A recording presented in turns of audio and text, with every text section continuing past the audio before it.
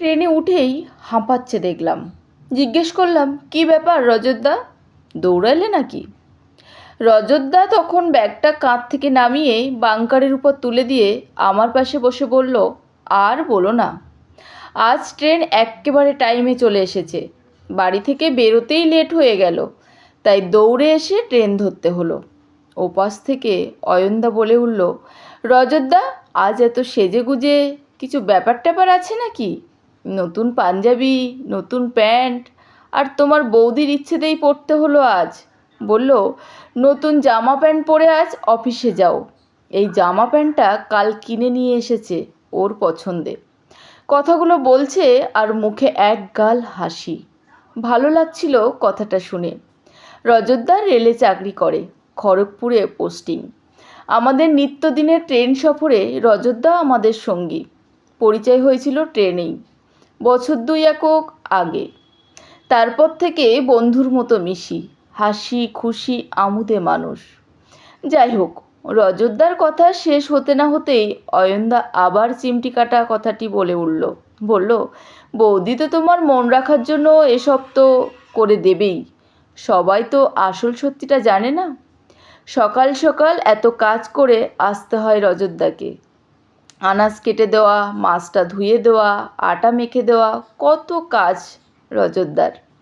রজতদা এমনিতেই ঠান্ডা মাথার মানুষ, কারো কোনো কথাতেই সেভাবে রিয়াক্ট করে না। কথাটা শুনে হেসে উঠল, তারপর বলল, আমি কি একাই করি? সে তো তুমিও বাড়ির কাজ করো।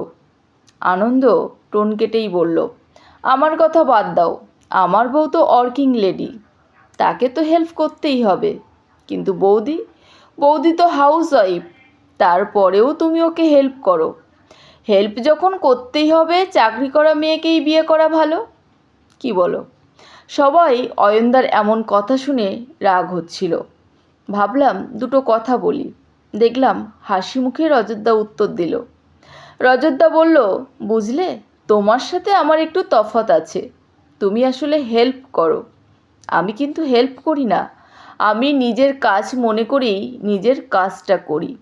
সংসার তো ওর একার নয়, আমারও। আমার ছেলে মানে ওর ছেলে, ছেলেকে খাইয়ে দিই মাঝে মাঝে। স্কুলে যাওয়ার জন্য আমি রোজ সকালে রেডি করে দিই। তার মানে কি আমি হেল্প করছি? দুজনের যখন সংসার, তখন ওকে হেল্প করাটা আমি বলতে পারি না, কারণ আমি মনে করি ওটা হেল্প নয়, ওটা নিজের দায়িত্ব। এই সামান্য বোধ থাকাটাই তো পুরুষ মানুষের দরকার। হাউসওয়াইফ মানে সে বেকার নয়, এই কথাটা আগে বুঝতে হবে। আমি সংসারের জন্য যতটুকু বা করতে পারি বলো তো, বেশিরভাগটাই তো তোমার বৌদি করে। ওর তো নির্দিষ্ট কোনো ডিউটি টাইম নেই। আমি 8 ঘন্টা ডিউটি করে 1 ঘন্টা যদি বাড়ির কাজ করি, ওটাকে বউয়ের কাজে হেল্প করা বলে না, নিজের দায়িত্ব পালন করা বলে। আমরাও অনেক পুরুষ মানুষই এই মেল ইগো থেকে না বেরোতে পারি না। একটু ইগো ভেঙে বেরিয়ে দেখো, এই পৃথিবী অনেক বেশি সুন্দর লাগবে। যেমন আজকের সকালটাই আমার কাছে সুন্দর হয়ে গেল। এমন কথা শুনে পাশে বসে থাকা এক নববিবাহিত দম্পতি হাততালি দিয়ে উঠল। রজতদার দিকে তাকিয়ে মেয়েটি বলে উঠল, সাব্বাস দাদা, সাব্বাস।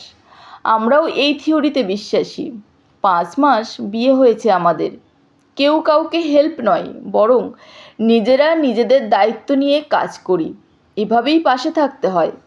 আপনার এমন কথা শুনে আমাদের আজকের দিনটা অনেক ভালো হয়ে গেল।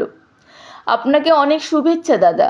রজতদা একটু আবেগী হয়ে বলে উঠল, এমন শুভেচ্ছায় আমি সত্যিই ভরে উঠলাম। সত্যি কথা বলতে, আজ দিনটা তো শুভ। আজ আমার গিন্নির বার্থডে। ওর বার্থডে বলেই আমাকে নতুন পাঞ্জাবি উপহার হিসাবে আমাকে এনে দিয়েছে। আমি তবু বললাম, এ কি, আমি তো তোমাকে উপহার দেব, আর সেই মতোই তো প্ল্যান করা আছে, আর তুমি কি না আমাকে উপহার দিচ্ছ? ও বলল, এমনটাই তো প্রতিবার হবে কেন? প্রথা ভাঙলে যদি ভালোবাসাটা সমান থাকে, তবে থাক না এমন একটা রীতি। আজ সন্ধ্যায় অফিস থেকে ফিরলে ও নিয়ে যাবে আমাদের রেস্টুরেন্টে। ওর এমন শুভ ইচ্ছায় আমি আর আর্জি টানিনি। এটা বুঝলাম আনন্দ ভাগ করে নিলে দ্বিগুণ আনন্দ ফিরে আসে। রজতদার এমন কথায় আরও একবার মন ভরে উঠল। যতটা শ্রদ্ধা বেড়েছিল তার থেকে বেড়ে গেল আরও। রজতদার মতো মানুষের সংখ্যা যত বাড়বে তত পারস্পরিক বন্ধনটা সুদৃঢ় হবে, সংসারের সুখ শান্তি বজায় থাকবে। বেশি রজতদাকে বললাম, এভাবেই ভালো থাকতে হয় রজতদা, এভাবেই ভালোবাসাকে বাড়তে দিতে হয়। ধন্যবাদ, সবাই ভালো থাকবেন, সুস্থ থাকবেন।